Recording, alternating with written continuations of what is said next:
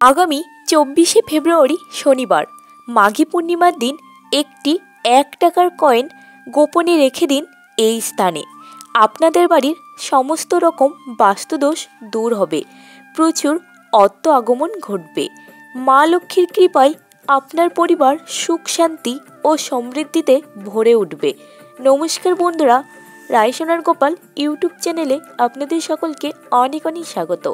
আশা করছি আপনারা সকলেই ভালো আছেন এবং ঈশ্বরের কৃপায় সুস্থ আছেন। বন্ধুরা, সামনে আসতে চলেছে বছরের অন্যতম গুরুত্বপূর্ণ পূর্ণিমা তিথি মাঘী পূর্ণিমা তিথি। এটি ফাল্গুন মাসে পড়লেও এটি হচ্ছে মাঘী পূর্ণিমা। এই মাঘী পূর্ণিমার পবিত্র তিথিতে যে কোনো গৃহস্থ বাড়িতে মা লক্ষ্মীর বিশেষ পূজা আরাধনা করা অত্যন্ত ভালো এবং ফলপ্রদায়ী। এই দিন বাড়িতে মা লক্ষ্মী ও সাথে ভগবান নারায়ণের পুজো করলে সেই বাড়িতে লক্ষ্মী নারায়ণের আশীর্বাদ সর্বদাই বজায় থাকে। পরিবারে কেউ কোনোদিন কোনো ক্ষতি করতে পারে না। পরিবার থেকে সব ধরনের বিপদ আপদ দ্রবীভূত হয়, সংসার সুখ শান্তিতে ভরে ওঠে। তাই বন্ধুরা, এই দিন মা লক্ষ্মী ও নারায়ণ ভগবানের বিশেষ পূজা আরাধনা করে একটি 1 টাকার কয়েন বাড়ির একটি বিশেষ জায়গায় রেখে দিন। তো বন্ধুরা, আজকের এই পর্বে আমি আপনাদেরকে শেয়ার করব মাঘী পূর্ণিমার পবিত্র দিনে কিভাবে আপনারা মা লক্ষ্মী ও নারায়ণ ভগবানের বিশেষ পূজা আরাধনা করবেন ও তার সাথে কিভাবে একটি 1 টাকার কয়েন গোপনে বাড়ির একটি বিশেষ জায়গায় রাখবেন, সেই সমস্ত কিছুই আজকের এই পর্বের মাধ্যমে আমি আপনাদেরকে শেয়ার করব। ও বন্ধুরা, ভিডিওর মূল পর্বে যাওয়ার আগে আমার সমস্ত বন্ধুদের কাছে একটি অনুরোধ, ভিডিওটি স্কিপ না করে সম্পূর্ণরূপে দেখবেন। আশা করছি আপনাদের ভালো লাগবে ও একটু হলেও উপকারে আসবে। আর যদি ভালো লাগে তাহলে অবশ্যই আমার ভিডিওতে একটি লাইক করবেন ও কমেন্টে লিখবেন জয় মা লক্ষ্মীর জয়।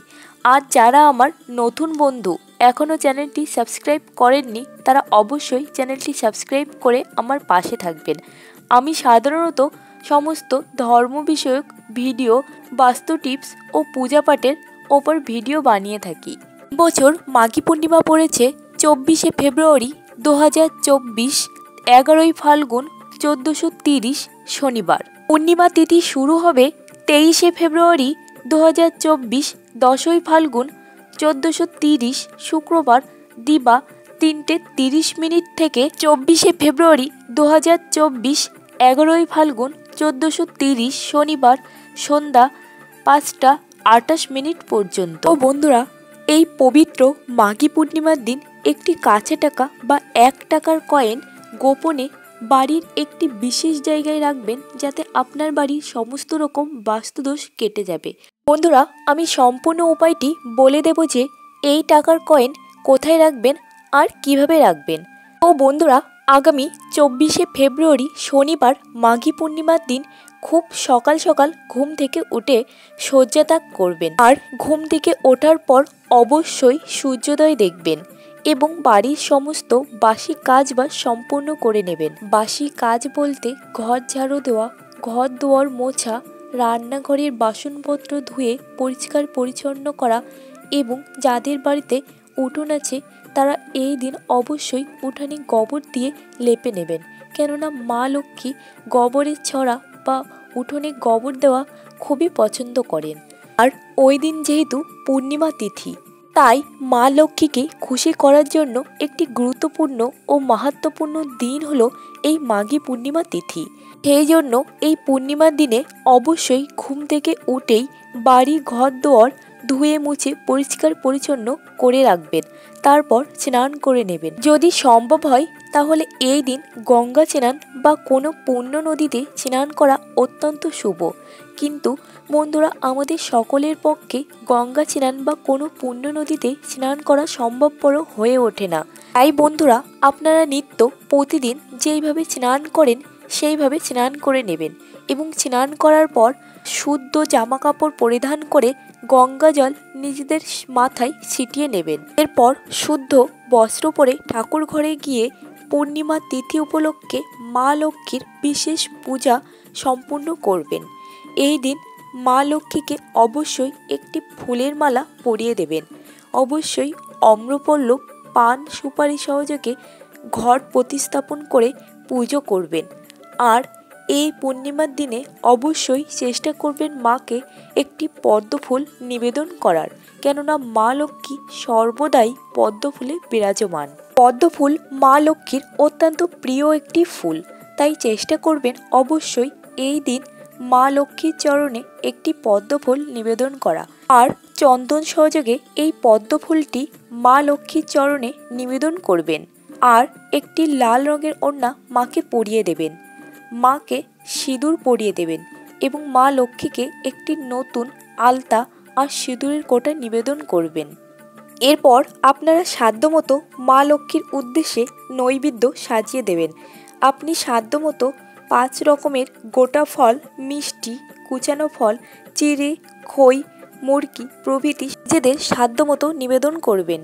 আর অনেকে আবার মাঘী পূর্ণিমা তিথিতে মা লক্ষ্মীর জন্য পায়েসও বানিয়ে নিবেদন করেন। এবার ভোগ নিবেদন করার পর অবশ্যই যে কাজটি করবেন সেটি হলো মা লক্ষ্মীর আসনে মায়ের উদ্দেশ্যে একটি নিখুঁত পান নিবেদন করবেন। খুব ভালো করে দেখে নেবেন পানটির কোথাও যেন ফুটো না থাকে, আর পানটি অবশ্যই যেন ভোঁটাযুক্ত থাকে। সেই পানটির মধ্যে একটি সিঁদুরের ফোঁটা দেবেন এবং তার উপর দেবেন একটি সুপারি, আর সুপারিতেও একটি সিঁদুরের ফোঁটা দেবেন এবং ওই পান সুপারির ওপর দেবেন একটি 1 টাকার কয়েন। আর টাকাটি পানের ওপর দেওয়ার আগে অবশ্যই গঙ্গা জল দিয়ে শুদ্ধ করে নেবেন, কারণ সেটি বাজার থেকে অনেকের হাত থেকে এসেছে, তাই অবশ্যই শুদ্ধ করে নিতে হবে। আর কয়েনটিতে একটি সিঁদুরের ফোঁটা দিয়ে নেবেন। আর বন্ধুরা অবশ্যই খেয়াল রাখবেন এই 1 টাকার কয়েনটি যেন বাজার চলতে হয়, অর্থাৎ ওই 1 টাকার কয়েনটির মূল্য যেন বাজারে থাকে। আর বন্ধুরা এই পূর্ণিমার দিনে মা লক্ষ্মীকে গোটা আতপ চাল নিবেদন করা অত্যন্ত শুভ, তাই এই পান সুপারি ও 1 টাকার কয়েনের মধ্যে কিছুটা গোটা আতপ চাল দিয়ে মা লক্ষ্মীর চরণে নিবেদন করবেন। বন্ধুরা পান এবং সুপারি দিয়ে মা লক্ষ্মীকে আহ্বান জানানো হয়, আমন্ত্রণ জানানো হয় যেন মা লক্ষ্মী আমাদের বাড়িতে এসে আমাদের বাড়িতে অধিষ্ঠান করেন। যে বাড়িতে মা লক্ষ্মী নেই সেই বাড়ি কিন্তু লক্ষ্মী ছাড়া, আর লক্ষ্মী ছাড়া বাড়িতে আয় উন্নতি, সুখ শান্তি কোনো কিছুই থাকে না। তাই যে কোনো পূর্ণিমা তিথিতে বা প্রতি বৃহস্পতিবারে মা লক্ষ্মীর চরণের কাছে একটি পান আর সুপারি রাখতে ভুলবেন না। এরপর আপনারা ফুল, বেলপাতা, দূর্বা সহযোগে পুষ্পাঞ্জলি নিবেদন করে পুজো সম্পূর্ণ করবেন। পুজো সম্পূর্ণ করে ঘর থেকে কিছুক্ষণ বেরিয়ে যাবেন। তারপর এসে যে যে ভোগ নিবেদন করেছিলেন সেই ভোগের প্রসাদগুলো তুলে নেবেন এবং প্রসাদ নিজে গ্রহণ করবেন ও অপরকে বিতরণ করবেন। আর মায়ের চরণে যে পান, সুপারি অর্থাৎ মঙ্গল সামগ্রীগুলি নিবেদন করেছিলেন সেগুলি মায়ের চরণের কাছে সারাদিনই থাকবে। এরপর যে কাজটি আপনারা করবেন সেটি হলো সন্ধ্যাবেলা যখন আপনারা সন্ধ্যা দেবেন তখন মাকে অবশ্যই একটি ঘিয়ের প্রদীপ নিবেদন করবেন। অবশ্যই এই দিন মা লক্ষ্মীর সামনে পাঁচালি পাঠ করবেন। সন্ধ্যা পুজো সম্পূর্ণ করার পর মায়ের সিংহাসনের সমস্ত ফুল, বেলপাতা যেগুলি সকালে দেওয়া হয়েছিল সেইগুলো শুকিয়ে যাওয়ার ফলে সমস্ত কিছু তুলে নিতে হবে এবং মাকে যে পান নিবেদন করেছিলাম সেটিও তুলে নেবেন। পানটি ইতিমধ্যে শুকিয়ে যাওয়ার ফলে পানটি আপনারা যেখানে ফুল, বেলপাতা রেখেছেন সেইখানেই পানটি রেখে দেবেন।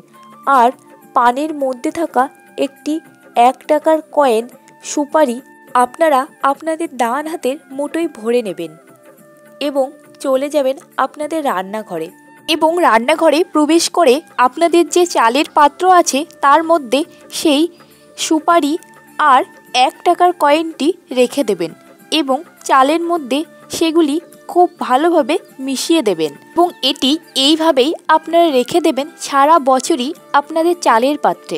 বন্ধুরা বলা হয় চালের পাত্রে মা লক্ষ্মী ও অন্নপূর্ণার বাস থাকে। আর বন্ধুরা অবশ্যই এই কাজটি করার সময় খেয়াল রাখবেন কেউ যাতে টের না পায়, অত্যন্ত গোপনীয়ভাবে কাজটি করতে হবে। এই উপায়টি করলে মা লক্ষ্মীর কৃপায় বাড়ির সমস্ত রকম বাস্তুদোষ কেটে মা লক্ষ্মী সংসারে বিরাজ করেন। আর মা লক্ষ্মী যেখানে বিরাজ করেন সেই জায়গায় কোনো অভাব অনটন দুঃখ দুর্দশা কোনো কিছুই থাকে না। এই উপায়টি করার দিন অবশ্যই মেনে চলবেন কয়েকটি নিয়ম। যেমন এই দিন নিরামিষ আহার গ্রহণ করবেন। এই দিন বাড়িতে কোনো রকম আমিষ দ্রব্য যেন না থাকে। আর উপায়টি করার সময় অবশ্যই রান্নাঘর পরিষ্কার পরিচ্ছন্ন করে নেবেন। রান্নাঘরে যেন কোনো এঁটো বাসনপত্র না থাকে।